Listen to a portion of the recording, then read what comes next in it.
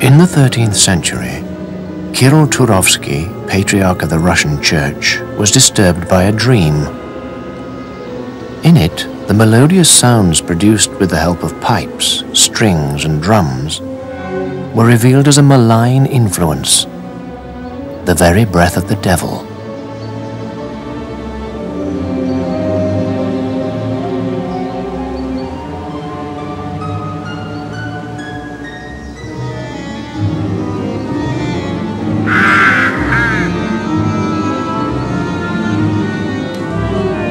From that time on, all secular music in Russia was suppressed and the offending musicians persecuted. In the 17th century, Tsar Alexis went so far as to decree that all musical instruments, the devil's playthings, should be seized and burnt.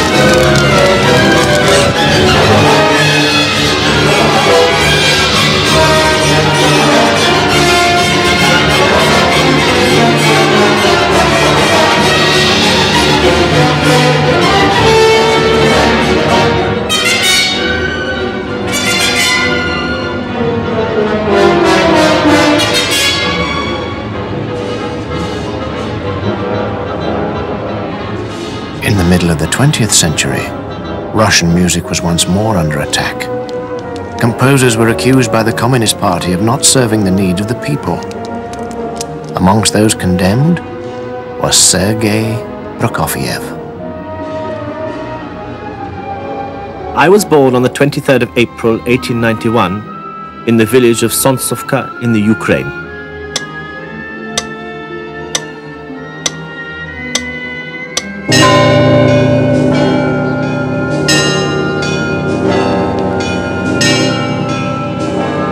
Four years earlier, Borodin had died. 10 years earlier, Mussorgsky. Russia was a monarchy. Alexander III was the Tsar. Lenin was 21 and Stalin 11.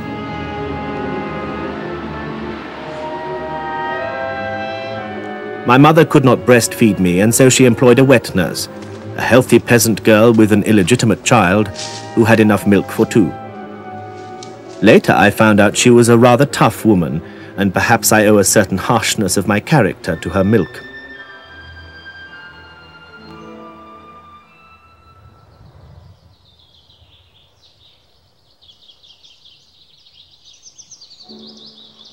While she was pregnant with me, my mother played the piano as much as 6 hours a day, so the future homunculus was formed to the accompaniment of music. My father was an agricultural engineer, a manager of a large farming estate which belonged to his friend. He respected music, while my mother loved it passionately.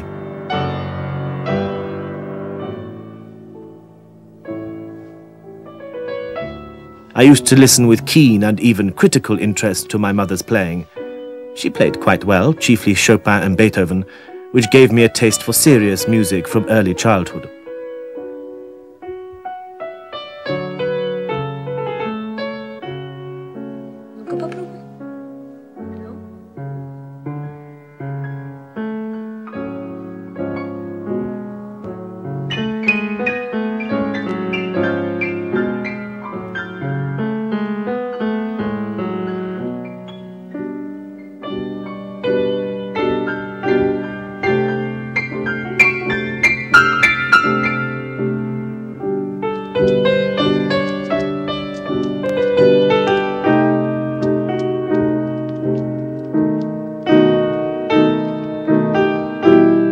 At the very beginning of the 20th century, my mother took me to Moscow.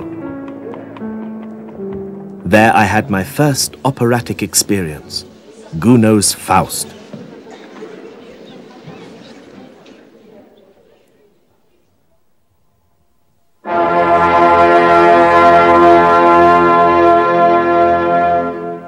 I had no idea what to expect, or what the story was, but my mother explained it all to me.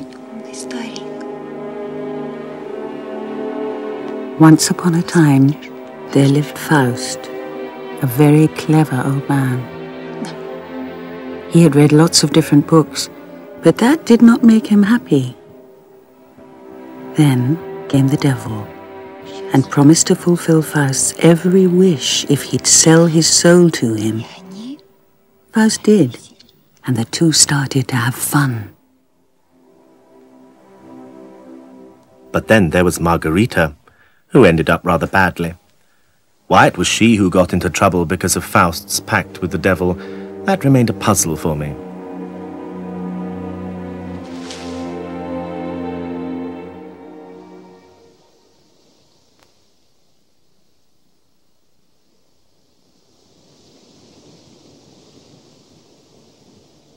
When we returned to Sontsovka, I said to my mother, "I'm going to write an opera." I had already thought of a subject, the giant. I was wild with excitement and impatience.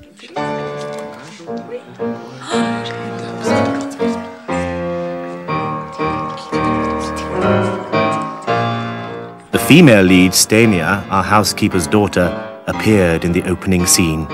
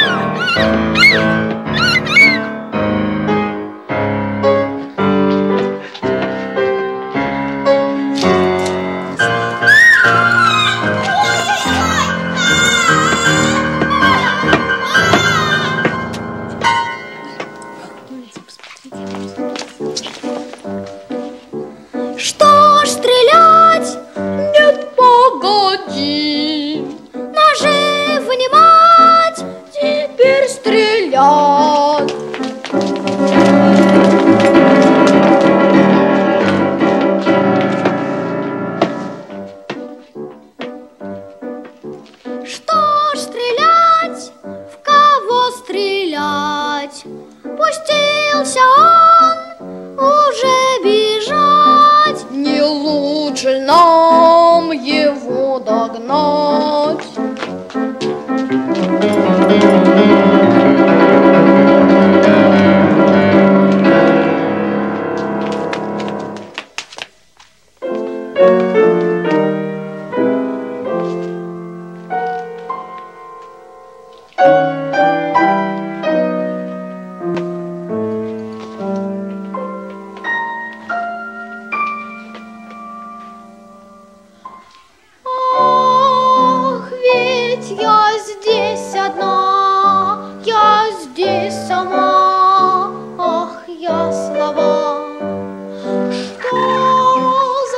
When the time came, I was not particularly unhappy about leaving Sontsovka. Strangely, I did not like the place very much. I had a feeling that many interesting things were in store for me. In August 1904, Sergei was taken to St. Petersburg by his mother in order to apply for admission to the St. Petersburg Conservatoire. He passed his entrance examinations and entered the conservatoire in September. At the age of 13, he had already completed 4 operas, 2 sonatas, a symphony, and more than a dozen piano pieces.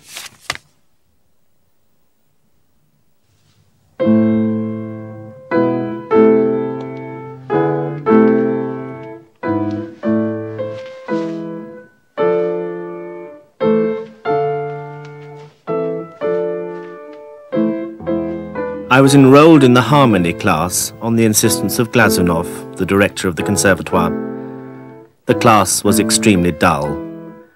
I saw the lessons as a boring obligation, much less interesting to me, for example, than the classes in geography.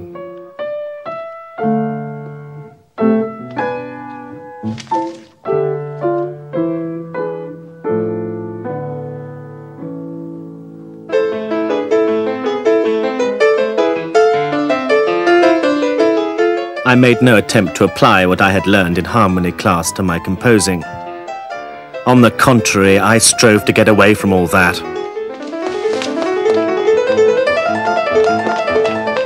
Fellow students nicknamed Prokofiev the Motor because he could never sit still.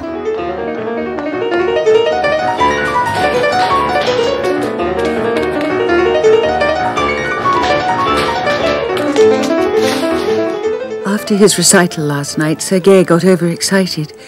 I was afraid he might faint.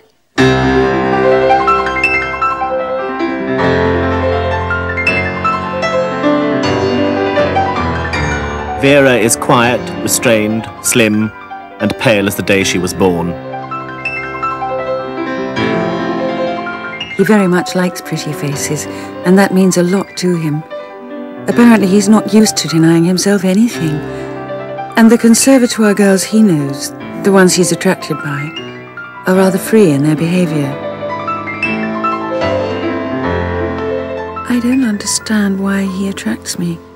He's frightfully egotistical, can be arrogant, and has so many unlikable things about him.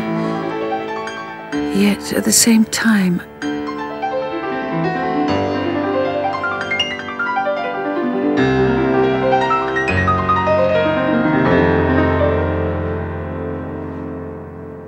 at a practice session, he called attention to my fingers.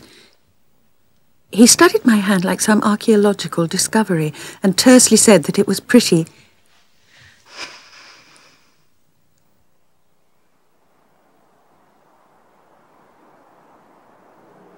Last night at the conservatoire soirée, I was terribly happy. I don't know why, and I don't want to know. Verushka is rather pretty, especially from the back.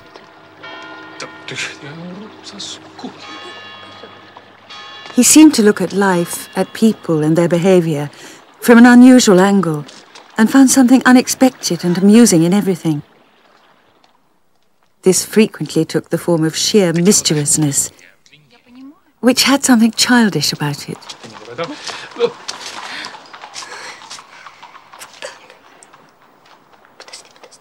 With Sergei, one would often wonder about the borderline between curiosity and importunity, sarcasm and insolence. Could it be that in that playful voyeurism lay the germ of his genius for farce, for the grotesque and the musical spectacle?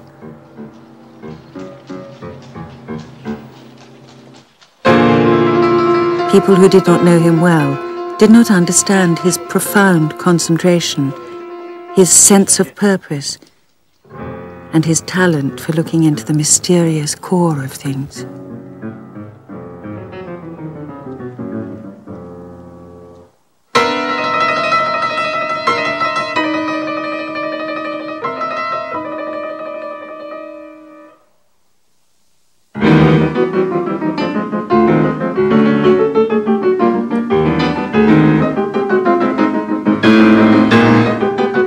At the age of 17, he made his public debut as a composer-pianist at one of the recitals of the Contemporary Music Society. Suggestion diabolique made the audience sit up. One listener remembered, "It seemed that the whole place was on fire, and that the rafters and door frames were crashing to the ground, and we sat ready to be burned alive in the fire of this unprecedented music."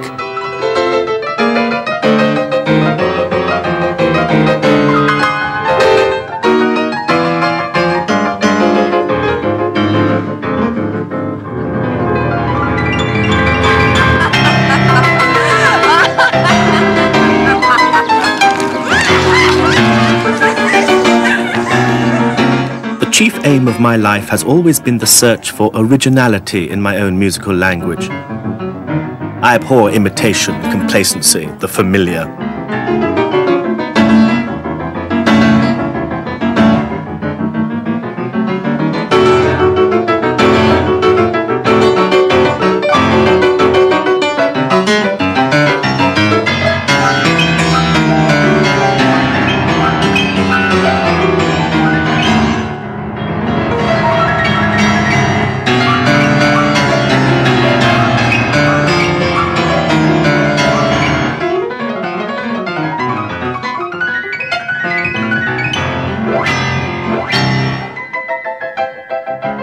In the audience for the first concert was Igor Stravinsky, who was greatly impressed. This was the beginning of a lifelong friendly rivalry between the two composers.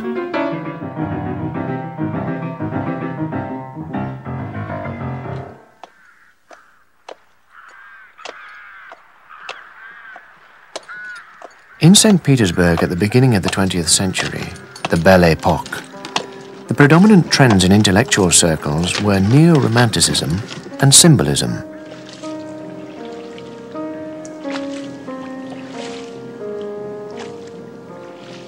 Prokofiev confronted this mood when his second piano concerto was performed, before a much wider audience than the select few who attended the evenings of contemporary music.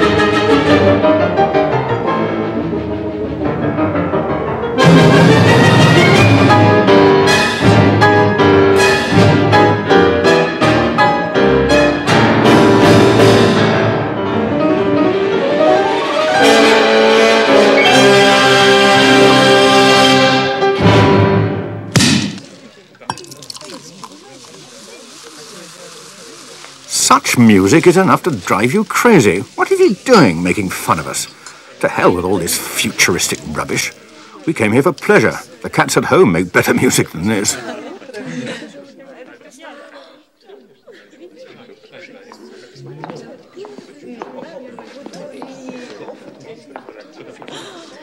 How do you feel about all of these people who cannot understand your music?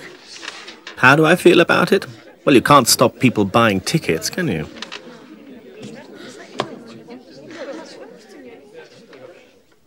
In the spring of 1914, I graduated from the Conservatoire and resolved to win the Rubinstein Prize for piano. For the final examination, instead of the usual classical concerto, I chose one of my own, the first.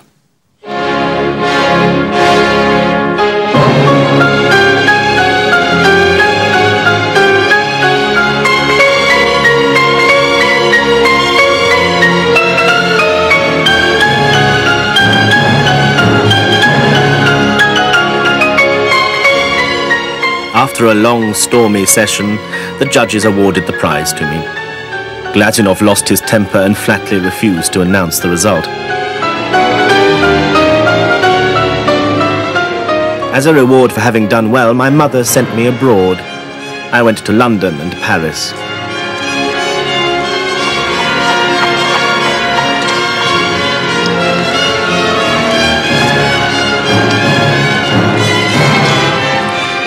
Diaghilev's Ballet Russe was on tour, and Prokofiev arrived in the middle of their triumphant season. Stravinsky's Rite of Spring had been premiered the previous year. Prokofiev was introduced to Diaghilev by a friend from St. Petersburg, who knew Prokofiev from the contemporary music evenings. After a few conversations with the young composer, Diaghilev commissioned a new ballet from him. Prokofiev produced a work set in pre-Christian Russia at the time of the Scythian Empire. It represented a primal battle between good and evil.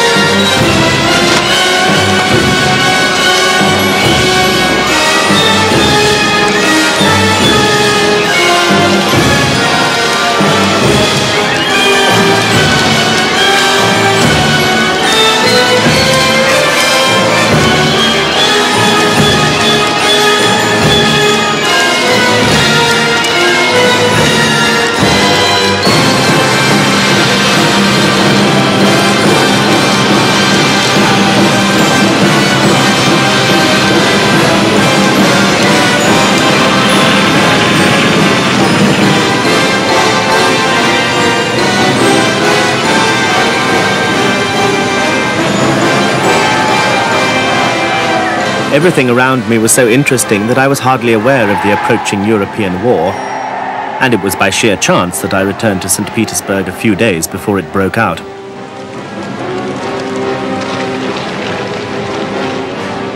The war did not affect me. As the only son of a widow, my father having died 4 years earlier, I was exempt from service.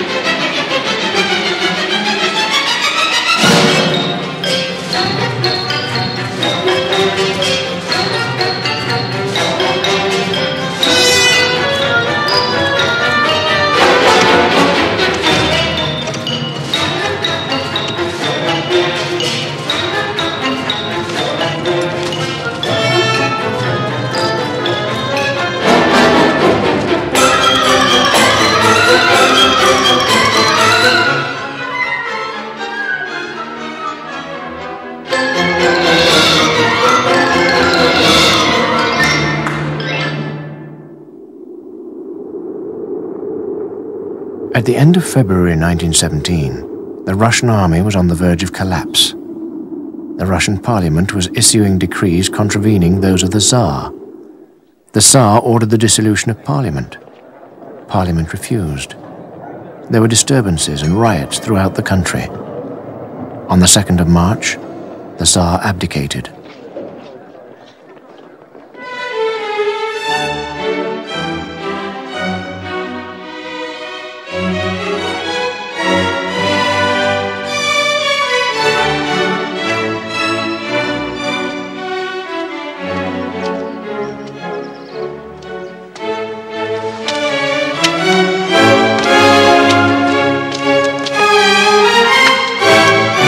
I was spending my time near the summer residence of the overthrown Tsar.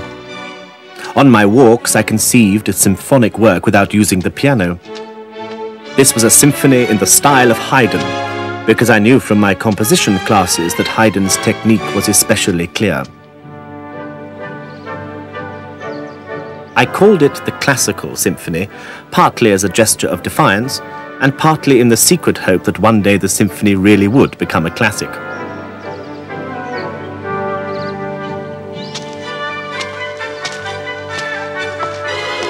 I did not have the slightest idea of the scope and significance of the October Revolution.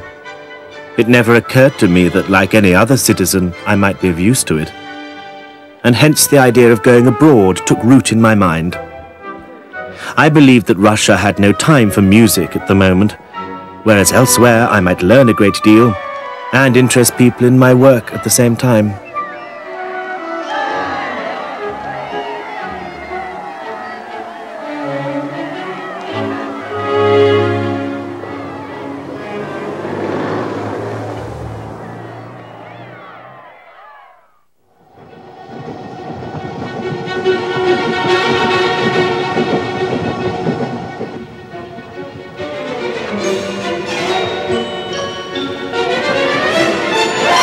Prokofiev approached Lunacharsky, the Commissar of Education and Enlightenment, for permission to travel abroad. You are a revolutionary in music. We are revolutionaries in life. so we ought to work together.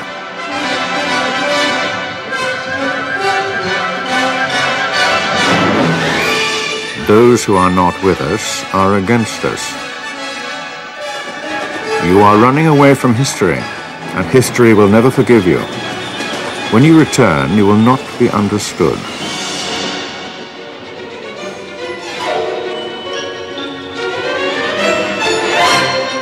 I had taken with me Carlo Gozzi's play, The Love of Three Oranges. Its mixture of fairy tale humour and satire had a strong appeal for me. On the long journey, I sketched out a sort of plan for the opera.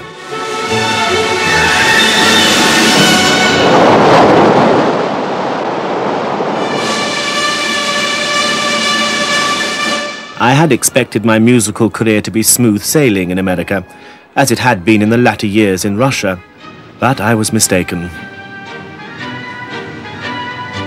The critics wrote a good deal of nonsense about my music. The best of them maintained that it made him think of a herd of mammoths charging across an Asian plateau. To begin with, I had better luck with the Oranges. It was warmly received by the public, but what a press! It was as if a pack of dogs had been set on me and were tearing my trousers to bits.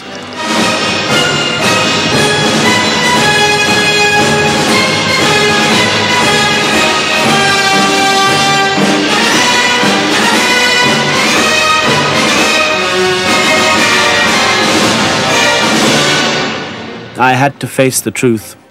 The American season, which had begun so promisingly, had completely fizzled out. The final insult delivered by the press was to put Prokofiev on a lower footing than his friend and rival, Stravinsky. In America, music critics reason like this. They think, it is not likely that more than one composer out of 100 will live on for posterity. Therefore, if they don't understand innovations and condemn them, in 99 cases out of 100, they will be right.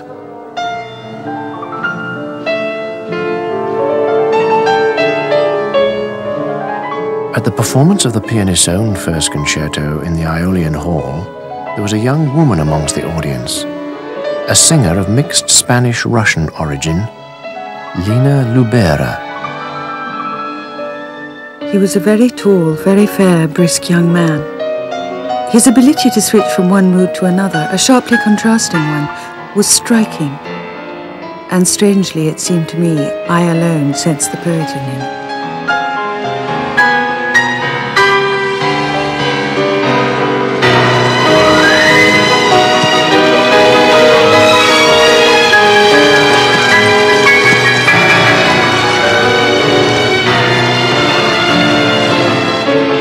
I had arrived in America too early. It still hadn't matured enough to understand my music. But could I go back home? How and what for? Russia is in the grip of a civil war. Will my music really be appreciated there either?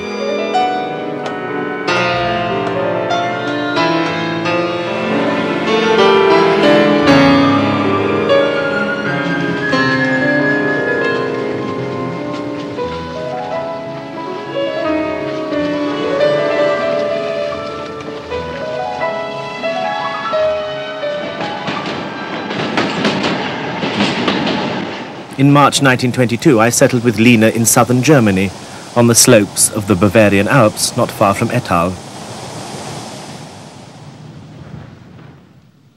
It was a picturesque and peaceful spot, ideal for work.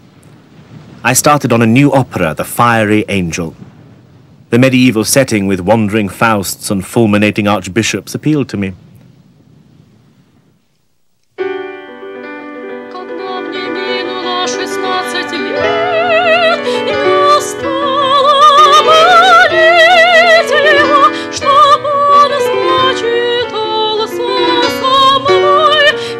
As he composed, Lina was helping by singing the part of Renata, who at the beginning of the opera is found possessed by a mysterious spirit.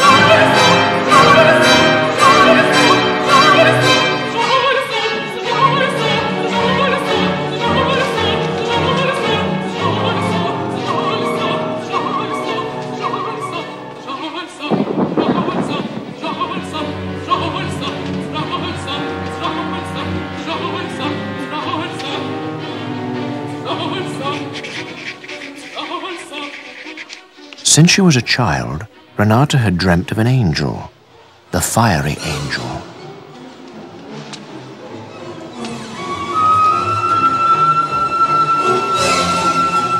When Renata came of age, she implored her angel to become her lover. The angel vanished in indignation. Renata has been searching for him ever since.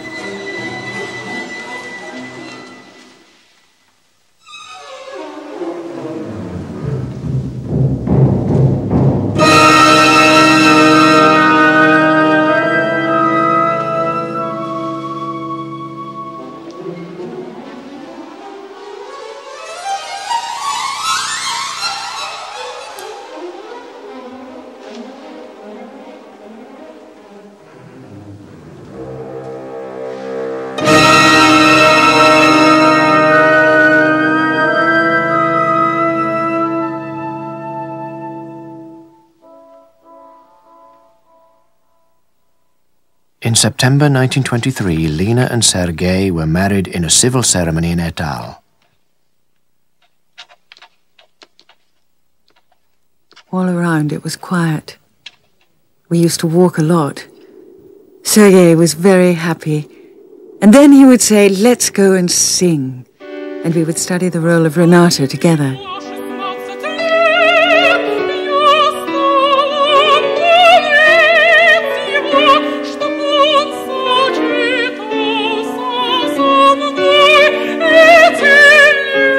Near our house was a medieval monastery, which reminded Sergei of the convent which Renata had entered in order to restrain her obsession.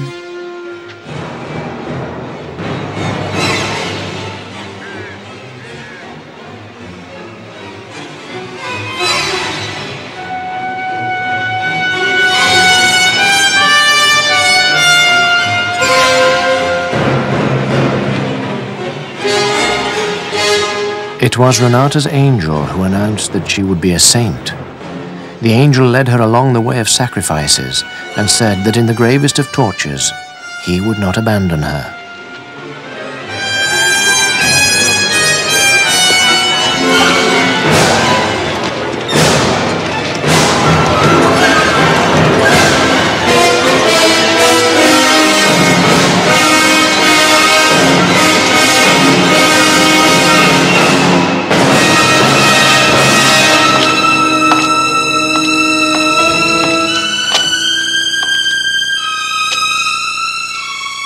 At the end of the opera, Renata faces the Inquisition.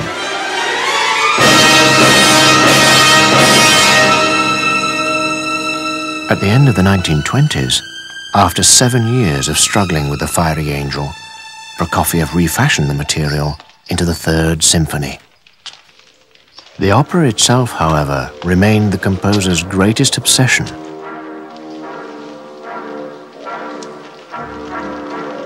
Renata is accused by the Inquisition of being a witch, of taking part in orgiastic sabbaths and committing all imaginable sins. Renata is condemned to be burnt at the stake as a heretic and a mortal sinner. But the finale of the opera remains strangely ambiguous.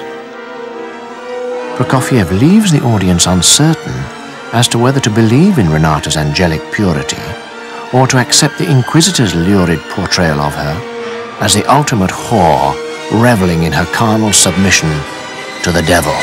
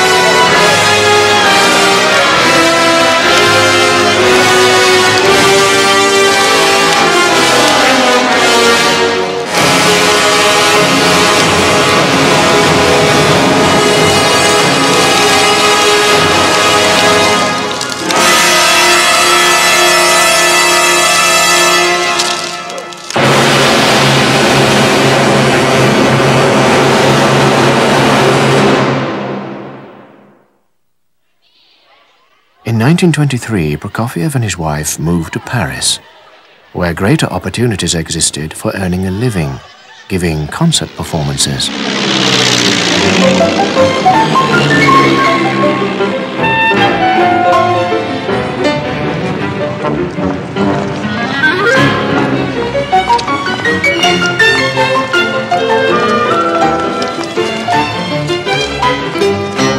Living in Paris does not make one Parisian. Paris incontestably dictates the laws of fashion. Unfortunately, this obsession with fashion spills over into other activities. In music, for example, the fine taste of the French has a reverse side, in that it is inconstant. It looks for a sensation. It replaces the authentic criteria.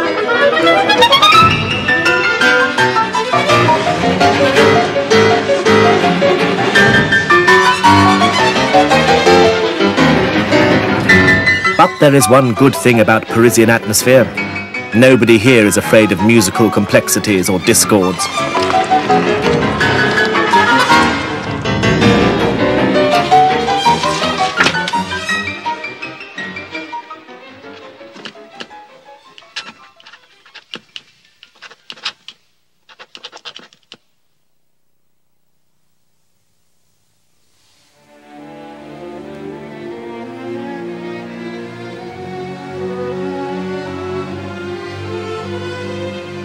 My second symphony was performed on June the 6th, 1925.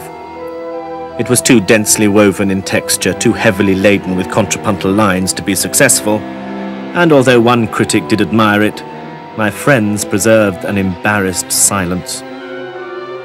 This was perhaps the first time it occurred to me that I might be destined to be a second-rate composer.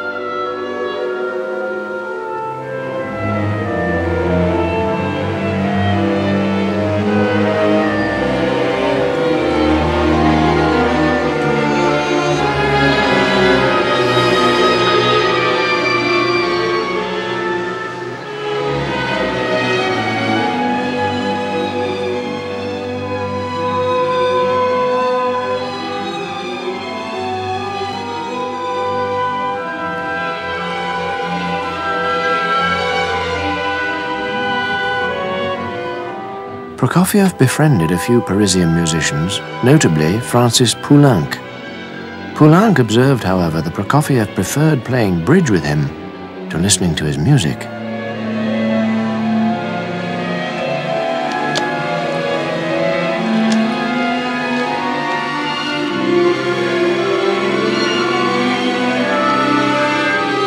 It was not until after the composer's death that the notebooks he kept in Paris were discovered. A kind of mystical diary, they revealed his fascination with Christian Science, tarot and the Kabbalah. A different Sergei Prokofiev to the one his friends thought they knew. Whatever one does, it must be done well. Well stands for precisely. Precision is a source of any real insight.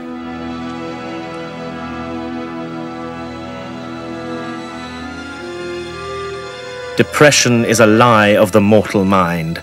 Consequently, it cannot have power over me, for I am the expression of life, that is to say, divine activity.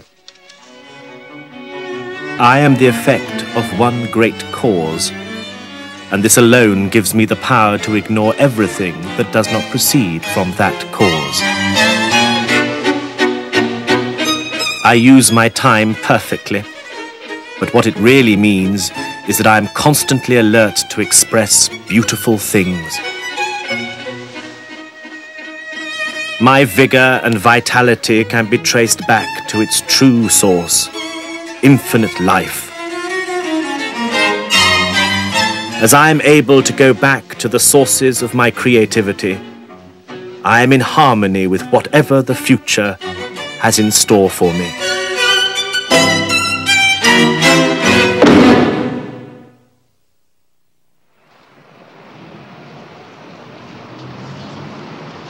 Diaghilev has suggested that I write a ballet on a Soviet theme.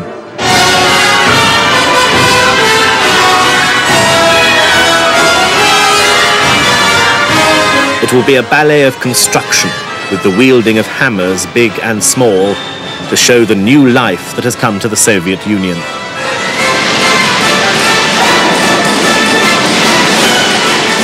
In France, critics described the Steel Trot as a Bolshevik ballet, while in Soviet Russia it was dismissed as a piece of Western decadent modernism.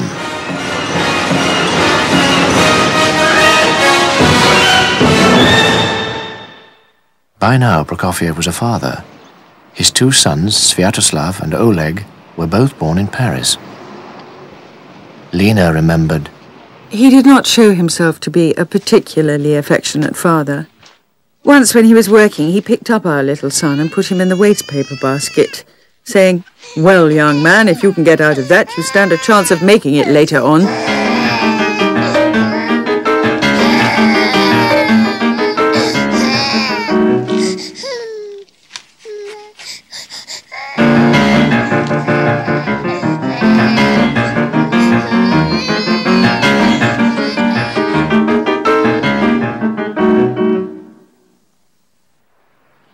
Living abroad is ultimately bad for my work.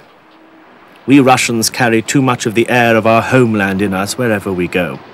The air which first causes a little pain but gradually breaks us down. It is for the sake of my work that I will go back. I must hear Russians speak without registering it. Must hear Russian songs. They are my songs.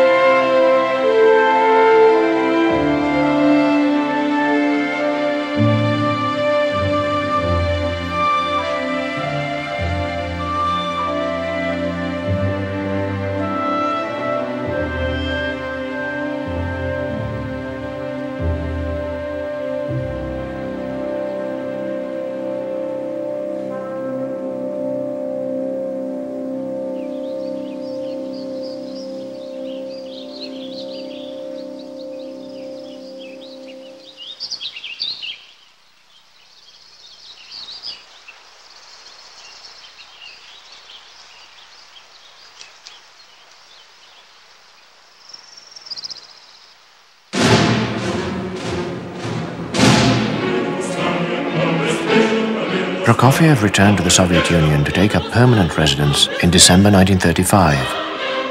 Meyerholt, the theatre director, declared, Prokofiev is a fighter.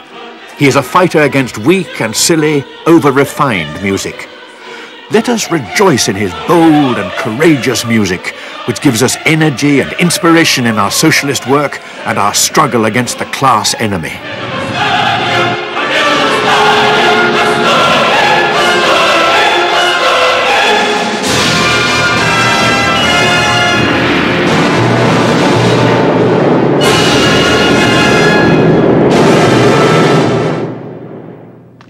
Stravinsky observed from Paris, Prokofiev's return to Russia was but a sacrifice on the altar of success.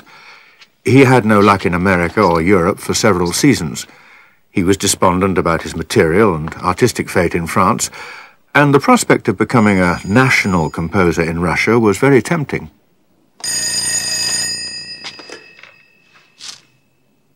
Sergei Sergeyevich, would you agree to perform one half of a concert in the Great Hall of the Philharmonic Society? The program of your choice, with some Prokofiev, of course. Well, let's see. To prepare for something like this, I need 1, 2, 3... well, simply half a new sonata's worth of time. No, I shall not do it. Sorry.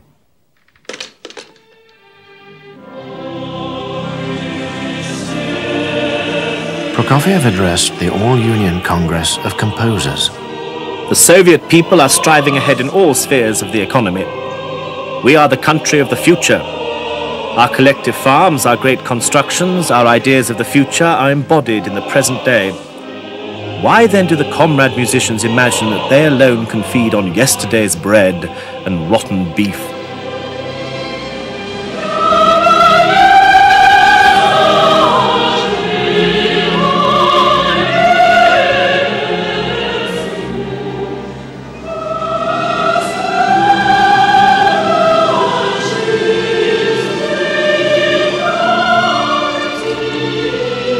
Igor Stravinsky commented, Prokofiev was politically naive and did not realize, or chose to ignore, the prerequisites which the Soviet regime imposed for his relative comfort.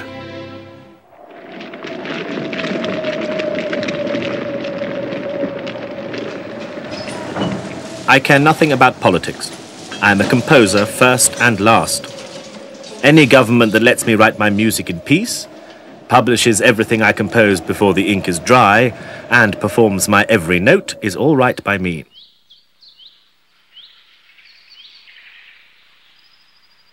As long as my boys are well fed, dressed, and go to a good school, I am calm and able to concentrate on my work.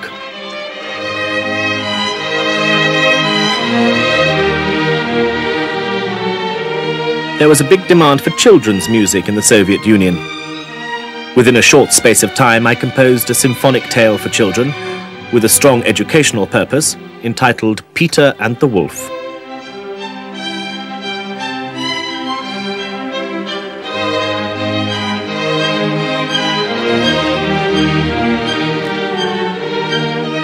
Stalin's popular motto was, Children are the only privileged class of the Soviet Union. Soviet children are to enjoy all the fruits of socialist order. They should combine their leisure activities with the process of constant learning.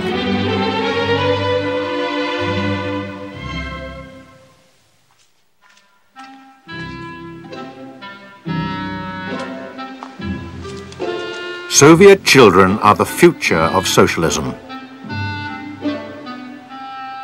Keeping up with the glorious traditions of the revolutionaries, the heroic example of their fathers and older brothers, they should grow up to become the vigilant and implacable defenders of their socialist motherland.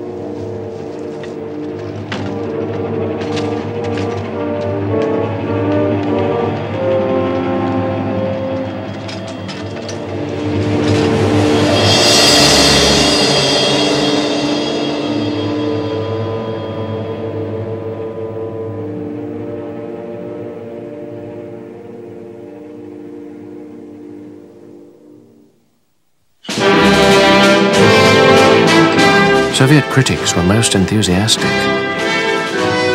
Here we have, in a classically pure and polished form, the melodic and harmonic style of mature Prokofiev. Alone, the skillful, fresh-sounding modulations within Peter's C major theme reveal the composer's gift for clarity and directness.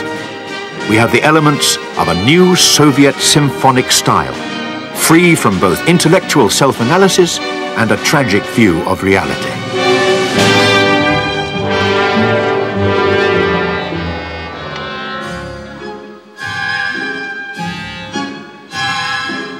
It was Lenin who said, "Of all arts, the most important for us is cinema."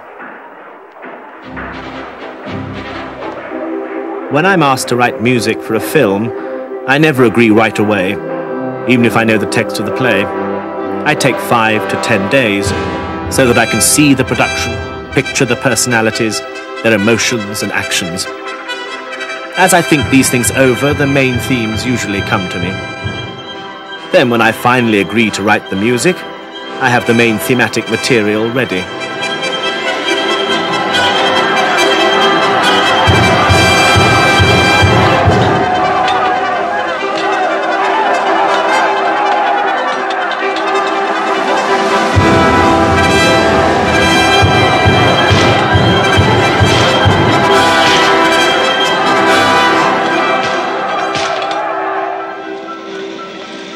The cinema is a young and very modern art that offers new and fascinating possibilities to the composer. These possibilities must be utilized. Composers ought to study and develop them, instead of merely writing the music and then leaving it to the mercy of the film people. Sergei Eisenstein asked Prokofiev to write the music for his film epic about the 12th century Russian prince Alexander Nevsky. Eisenstein recalled, It is midnight. Prokofiev is going, and I am completely calm. I know at exactly 11:55 a.m. Prokofiev's car will drive through Mosfilm's gates with completed music for the sequence.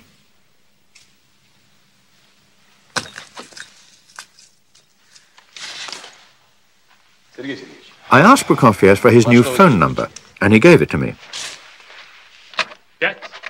As I was writing it down, I suddenly felt, as a revelation, I had found the key to Prokofiev's creativity. K5, 10, 20, extension 35. The way he pronounced it, however, was very remarkable. K5, 10, 20, extension 30. 5. A casual series of numbers he momentarily perceived as an orderly series, coloured by intonation. And intonation is the foundation of melody.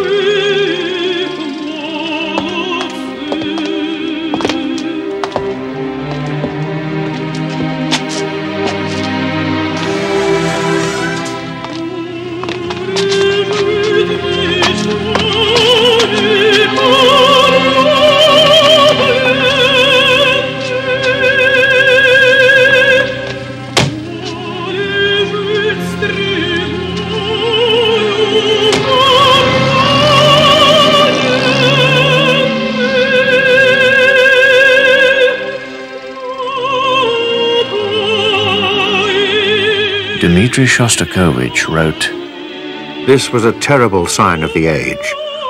A man disappeared, but everyone pretended that nothing had happened. He simply was no longer there, had evaporated, and his name immediately vanished from all conversations.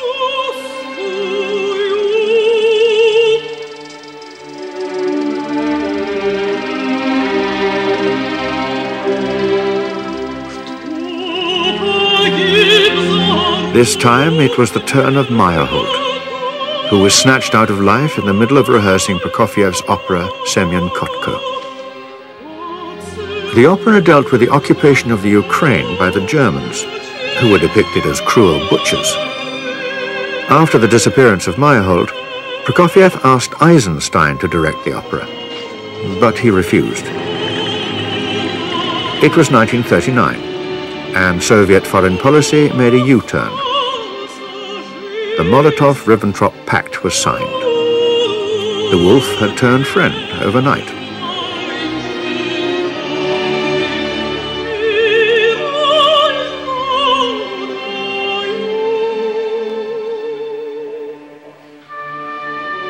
The anti-German Kotko was dropped from the repertoire of the Bolshoi. Eisenstein directed Die Walküre instead. The German delegation, headed by von Ribbentrop, attended the premiere.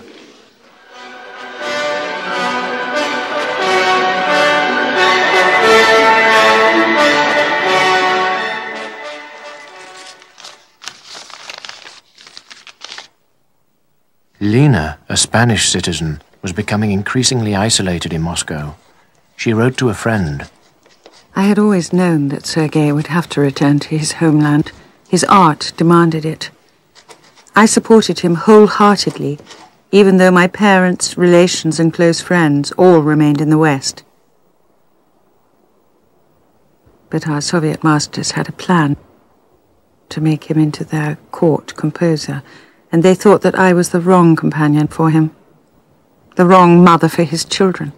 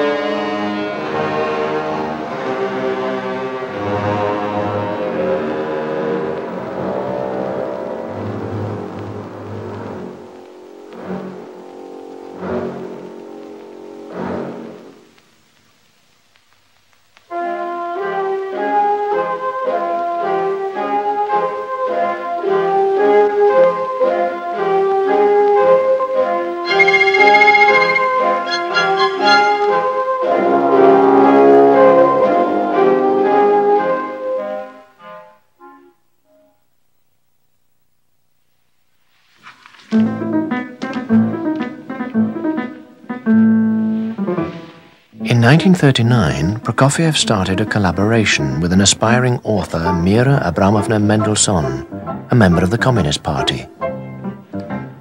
Mira was to play an increasingly important role in the choice and treatment of the composer's literary sources. She was eventually to become his second wife. Mira provided a much-needed link with the communist culture in which she, unlike Prokofiev, was fluent.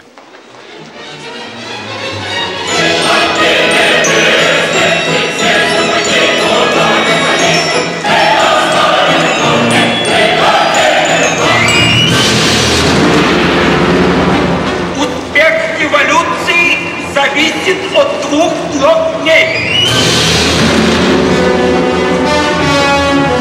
Погибнуть всем, но не пропустить неприятеля.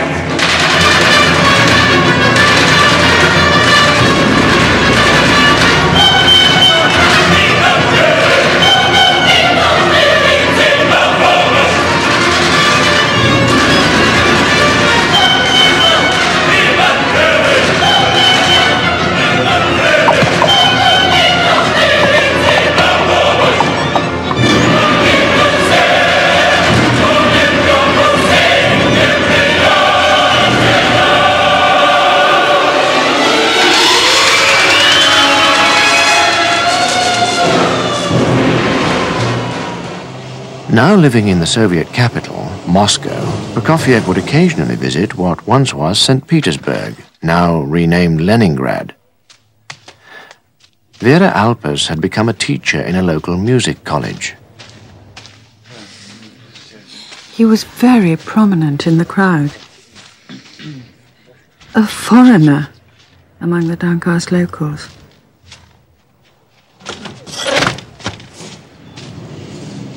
Could we ever have been classmates, neighbors? Two young things larking around Nikolsky Cathedral. Did that world ever exist?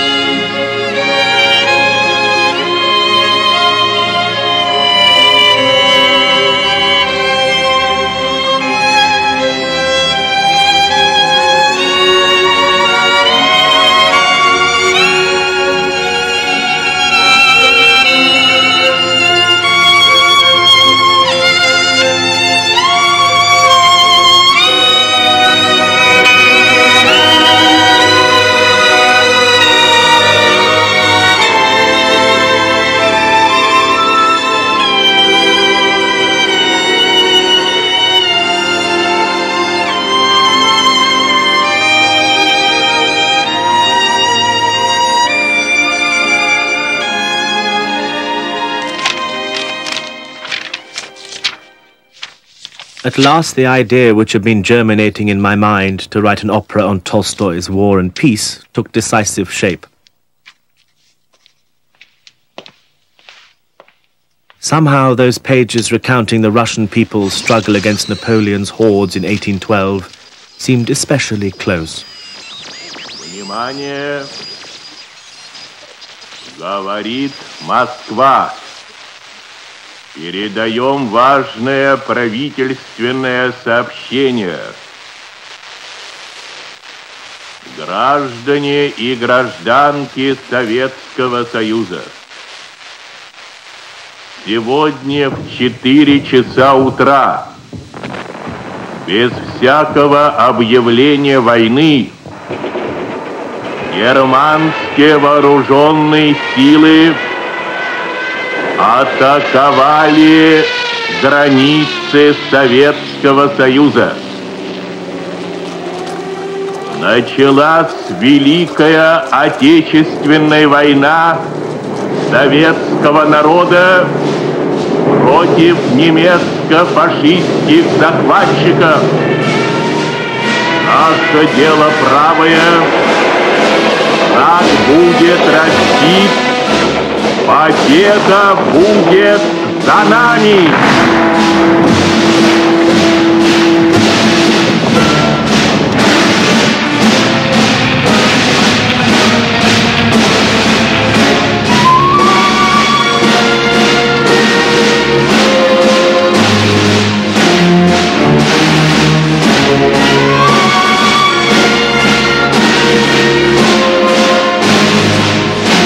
Let's go!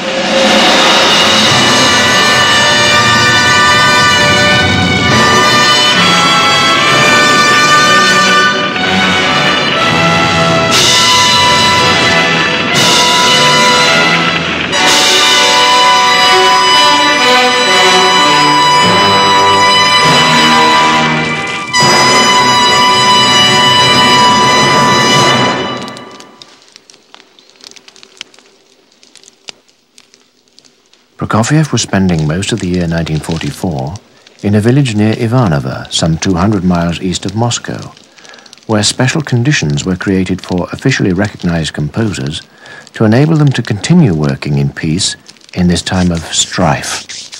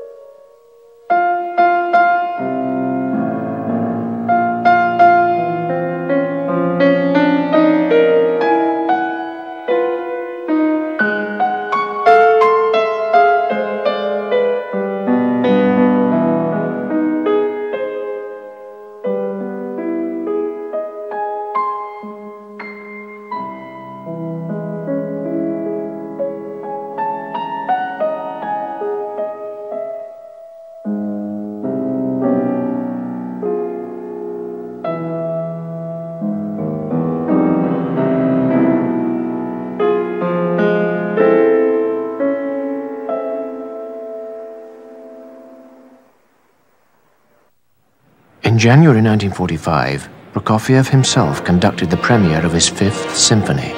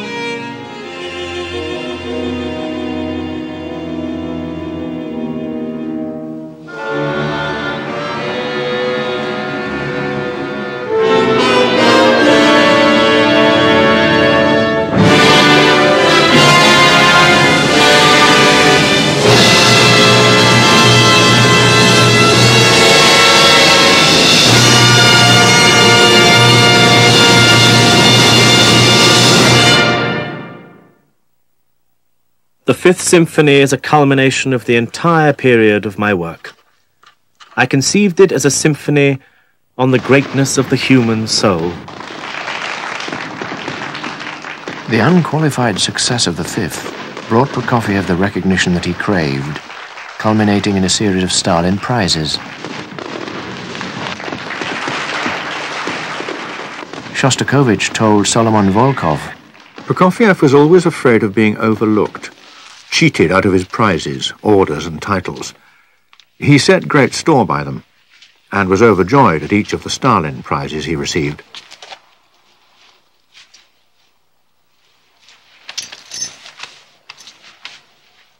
He wore his official medals proudly, like a decorated general.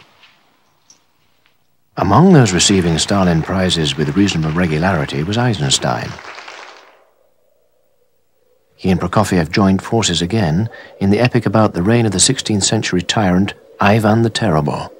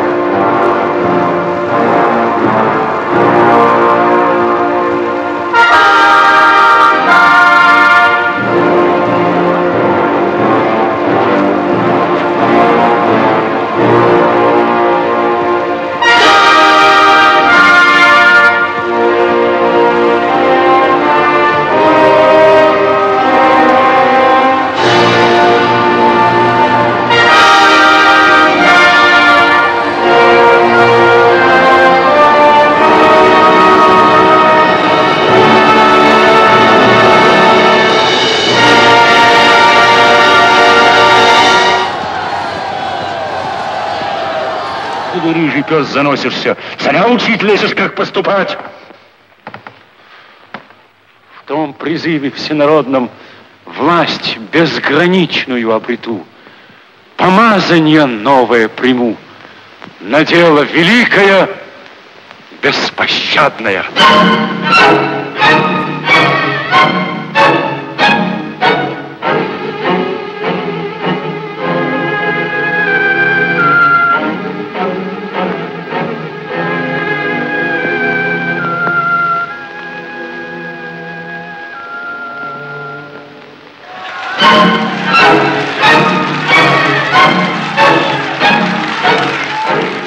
В том призыве всенародном волю Вседержителя прочту, в руки меч карающий от Господа приму, дело великое совершу. Пали, а третий Москва стоит, и четвертому Риму не быть.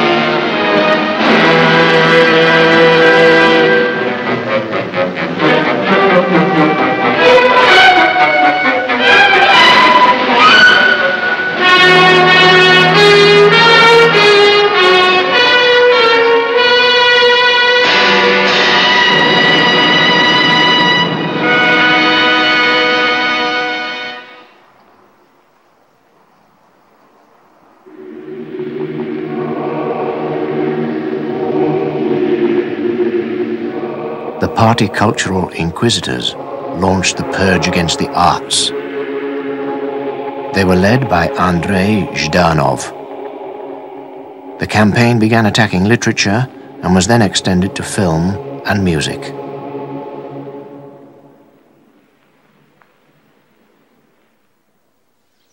At his dacha in Nikolina Gora, Prokofiev was struggling with a new opera, The Story of a Real Man.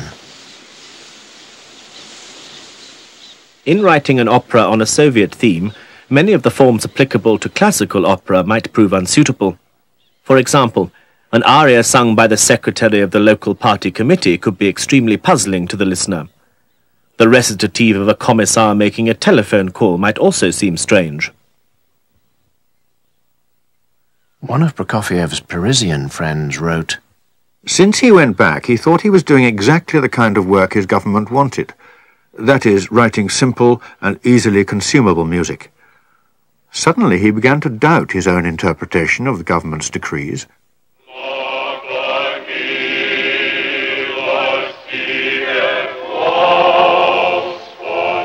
In the autumn of 1948, the Central Party Committee issued a statement. The new opera by Prokofiev shows serious defects from the ideological and artistic point of view. Almost the entire opera is constructed on an unmelodious musical declamation.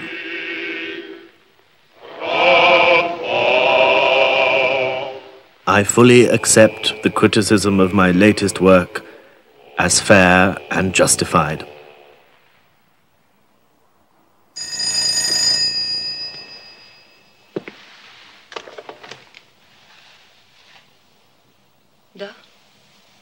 On the 20th of February 1948, Lena Prokofiev received a phone call from a friend, asking her to collect a parcel from him through someone else who she did not know. She reluctantly agreed to go out.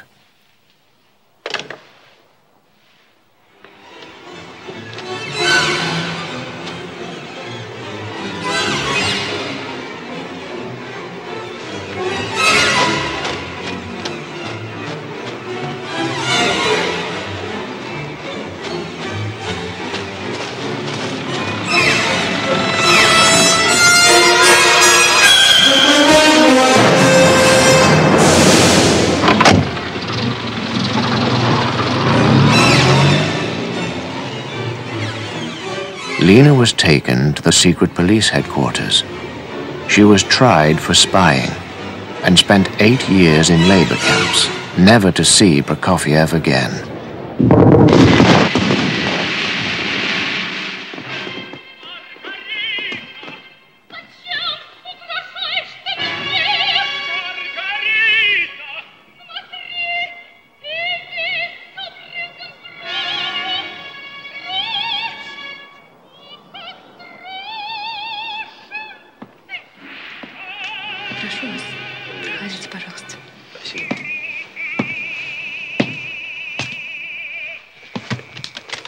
My health is behaving nicely, but I have to live quietly and modestly.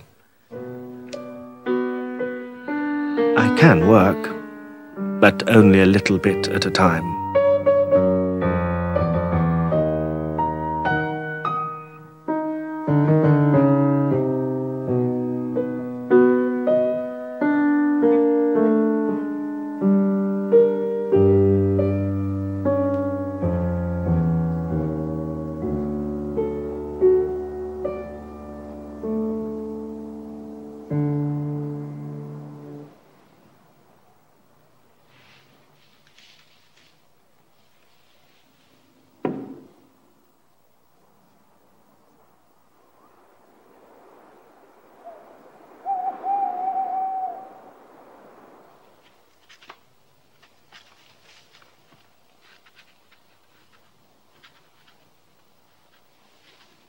At the beginning of 1953, we were compiling the complete catalogue of the works of Sergei Sergeyevich.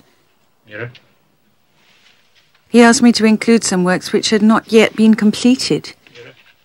He was talking of some kind of plan, of what's been planned. He then told me to put Opus 137 into the catalogue. I was terrified because I knew that it did not really exist.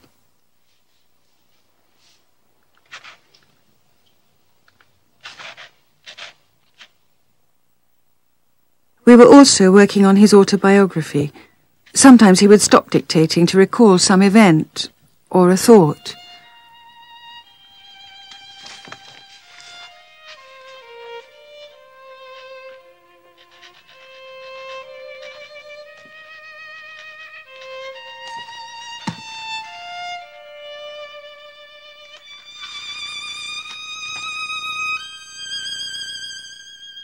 When I was a child, at the age of 10 or 11, I suddenly thought that perhaps my parents did not believe in God.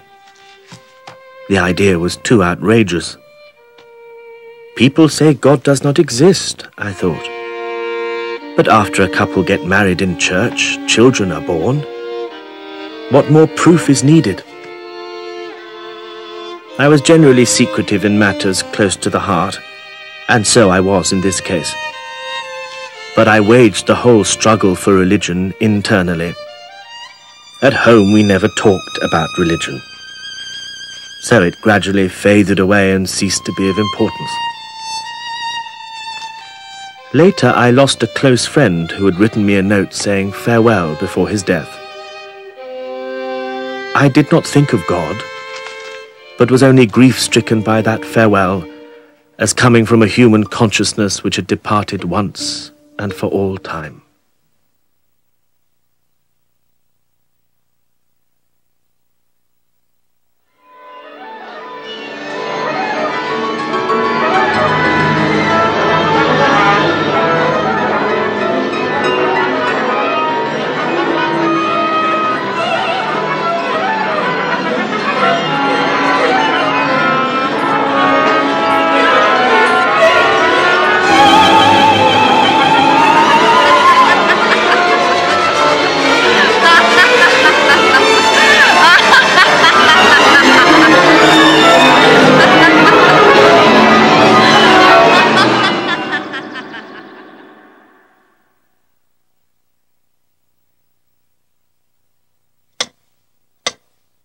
I was born on the 23rd of April, 1891.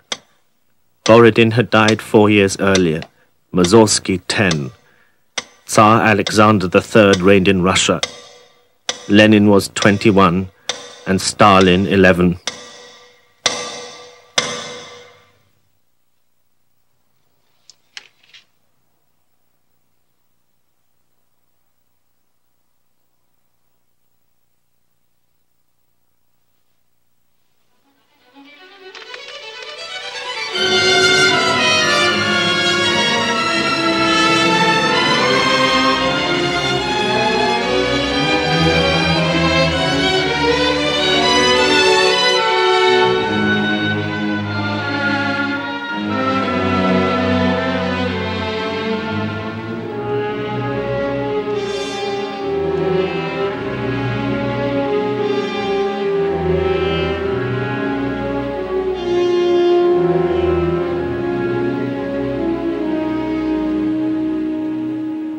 Prokofiev died at 9 p.m. on the 5th of March, 1953. Stalin had been dead a few minutes.